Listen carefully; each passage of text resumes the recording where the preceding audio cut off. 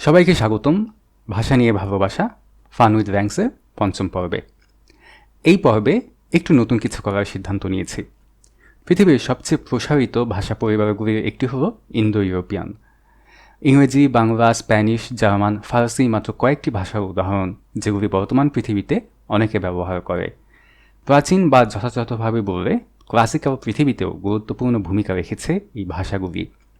Hittite, সংস্কৃত, Greek এবং Latin পৃথিবীর এমন সব সভ্যতার বাহক হিসেবে কাজ করেছে যেগুলির অস্তিত্ব না থাকলে আজকের পৃথিবী আমরা যেভাবে দেখি সেভাবে দেখতাম না। বিভিন্ন ভাষাতাত্ত্বিক প্রমাণ থেকে এখন ধারণা করা হয় ইন্দো ইউরোপীয়রা বিভিন্ন গোত্রে ভাগ হয়ে তাদের আদি নিবাস, সেটা বোধহয় এশিয়া মাইনরের কোথাও ছিল, সেখান থেকে বেরিয়ে ইউরোপ এবং এশিয়ার বিভিন্ন প্রান্তে ছড়িয়ে পড়ে এবং ইতিহাসে তাদের স্বাক্ষর রাখে। যেখানেই যাক, ইন্দো ইউরোপিয়ান দলগুলির অনেক রকম সাদৃশ্য লক্ষ্য করা যায়। যেমন এদের প্রায় কারোরই নিজস্ব কোনো লিখন পদ্ধতি ছিল না।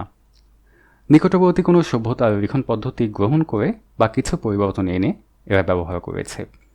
এছাড়াও ইন্দো ইউরোপিয়ান একাধিক সভ্যতার একটা বেশ মজার জিনিস আমার চোখে পড়েছে। সেটা হলো এই দল প্রায়শ এমন কোথাও গিয়েছে যেখানে আগে থেকেই সমৃদ্ধ একটি সভ্যতা ছিল। ইন্দো ইউরোপিয়ান জনগোষ্ঠী সেই সভ্যতা গ্রহণ করেছে, পরিবর্তন সাধন করেছে এবং সভ্যতাটির উত্তরসূরি হিসেবে নিজেদের প্রতিষ্ঠিত করেছে। অনেক সময় সরাসরি পূর্বতন সভ্যতা গ্রহণ না করলেও তাদের নিজস্ব সংস্কৃতিতে ছাপ ফেলেছে আগের রীতিনীতি। ভাষা নিয়ে ভালোবাসার এই পর্ব এবং পরবর্তী কয়েক পর্বে আমরা এরকম কিছু সভ্যতা এবং তাদের ভাষা নিয়েই কথা বলব। তো আজকে আমাদের প্রথম পর্ব গ্রিকদের নিয়ে। কারা ছিল গ্রিক? গ্রিক সভ্যতা, গ্রিক গণিত ও দর্শনশাস্ত্র থেকে আমরা এদের কথা শুনেছি। গ্রিকরাই ইউরোপের সভ্যতার সূচনা করেছিল। তবে গ্রিকদের এই সভ্যতার সূত্রপাত ইন্দো ইউরোপীয়রা করেনি। ইন্দো ইউরোপীয়রা যখন গ্রিসে পৌঁছে তখন আগে থেকেই সেখানে উন্নত একটি সভ্যতা ছিল।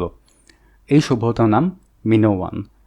3000 থেকে 1450 খ্রিস্টপূর্বাব্দ জুড়ে এই সভ্যতার সময়কাল। এই সভ্যতা সুদৃশ্য কিছু দেয়ালচিত্র রেখে গেছে, তবে দুঃখজনক ব্যাপার হলো খুব বেশি কিছু এদের ব্যাপারে আমরা জানতে পারি না, কারণ এদের লিখন পদ্ধতি পাঠোদ্ধার করা এখনও সম্ভব হয়নি। তবে এটা নিশ্চিত এদের ভাষা ইন্দো ইউরোপিয়ান ছিল না। কিছু মিশরীয় নথি থেকে এই ভাষার কথা জানা গেছে। মিশরে এই ভাষাকে বলা হয়েছে কেফতিউ। যতটুকু বোঝা গেছে কোনো পরিচিত ভাষার সাথেই এর মিল নেই।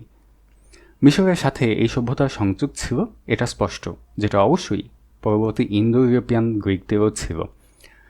মিনোয়ানদের লিখন পদ্ধতিকে এখন বলা হয় লিনিয়ার এ। এটি মূলত লোগোগ্রাম ভিত্তিক একটি লিখন পদ্ধতি, অর্থাৎ বিভিন্ন চিহ্ন একটি শব্দ বা শব্দাংশ প্রকাশ করে। মোটামুটি 1450 খ্রিস্টপূর্বাব্দ থেকে 1200 খ্রিস্টপূর্বাব্দ সময়কালের মধ্যে কাছাকাছি একটি লিখন পদ্ধতি পাওয়া যায় এবং দেখা যায় সেখানে যে ভাষাটি লেখা সেটা হচ্ছে ইন্দো ইউরোপিয়ান গ্রিক। এটি গ্রিক ভাষার সবচেয়ে পুরনো লিখিত রূপ এবং একে বলা হয় লিনিয়ার বি। ধারণা করা হয় মোটামুটি কাছাকাছি সময়ই ইন্দো ইউরোপিয়ানরা গ্রিস পৌঁছায় এবং মিনোয়ানদের লিখন পদ্ধতি ব্যবহার করে তাদের নিজেদের ভাষা লিখতে থাকে। 1550 থেকে 1500 খ্রিস্টপূর্বাব্দের মধ্যে কোনো একটি সময়ে থেরা দ্বীপে একটি আগ্নেয়গিরির বিস্ফোরণ ঘটে। লিখিত ইতিহাসের সবচেয়ে ভয়াবহ আগ্নেয়গিরির অগ্ন্যুৎপাত এটি। এর ফলশ্রুতিতে সুনামির সৃষ্টি হয় এবং নিঃসন্দেহে এতে সমুদ্র নির্ভর মিনোয়ানদের সভ্যতা ব্যাপকভাবে ক্ষতিগ্রস্ত হয়। তাদের দুর্বলতার সুযোগে গ্রিকরা দখল নিতে শুরু করে এবং একটা সময়ে মিনোয়ানদের কথা ইতিহাস থেকে মিলিয়ে যেতে থাকে।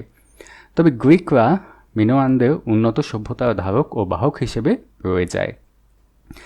1100 খ্রিস্টপূর্বাব্দ থেকে 800 খ্রিস্টপূর্বাব্দের মধ্যে কোনো গ্রিক লিখিত নথিপত্র মেলেনি, তবে এরপর থেকেই তারা ফিনিশীয়দের লিখন পদ্ধতি গ্রহণ করে শিক্ষা, দর্শন, সাহিত্য ও রাষ্ট্রতত্ত্বের অভিনব স্বাক্ষর রেখে গেছে ইতিহাসে।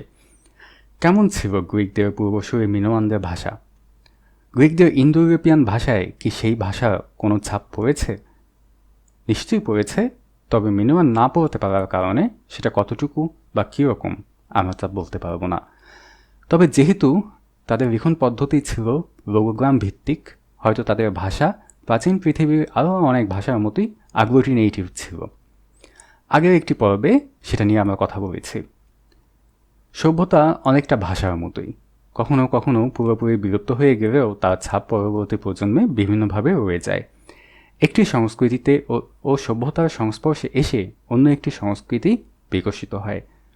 সভ্যতা কখনো একক জনপদ বা গোষ্ঠীর সৃষ্টি নয়। আজকে এ পর্যন্তই। সামনের পর্বগুলিতে আমরা এরকম আরও কিছু ইন্দো ইউরোপিয়ান সভ্যতা নিয়ে কথা বলবো, যেগুলি অন্য কোনো সভ্যতার ধ্বংসাবশেষের ওপর গড়ে উঠেছে। ভিডিওটি ভালো লাগলে লাইক দিন, সাবস্ক্রাইব করুন এবং অবশ্যই ছড়িয়ে দিন। সবাই ভালো থাকুন। সামনের সপ্তাহে আবার দেখা হবে। সকলকে ধন্যবাদ।